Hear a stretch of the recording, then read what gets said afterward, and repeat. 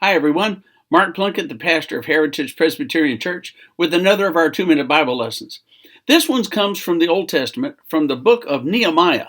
Nehemiah is one of the little bitty, what are called minor prophets, little bitty books in the Old Testament that have usually a story and some wisdom and that kind of stuff about a certain situation. In this case, it's the return of the Israelites from captivity. They were taken captive in 585 BC by the Babylonians. And about 40 years later, they were released and told that they could go back home.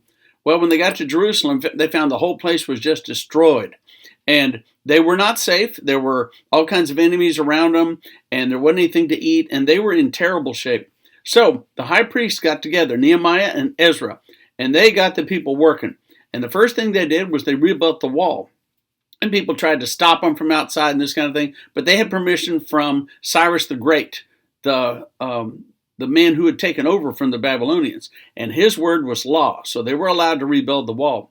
As soon as they rebuilt the wall, then it was time to worship and thank God. Now listen to this. They told the scribe Ezra to bring the book of the law of Moses, which the Lord had given to Israel.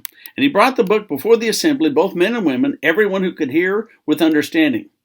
And they all stood together all day long as Ezra read from the law and explained what it meant and what the people were supposed to do. And in many cases, the people were weeping.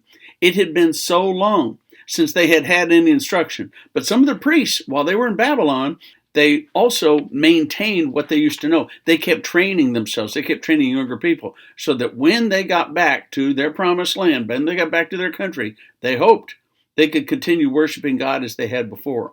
But imagine this. They taught the whole group, the whole town, every single person. Not a single person was missing. It says all of them, men and women, anybody who could understand. And they stood and they prayed all day long. Some of them wept. It must have been an incredible sight. But it was the people restoring their faith in God and restoring their practice of their religion. What an amazing day. Think about that, huh? Okay.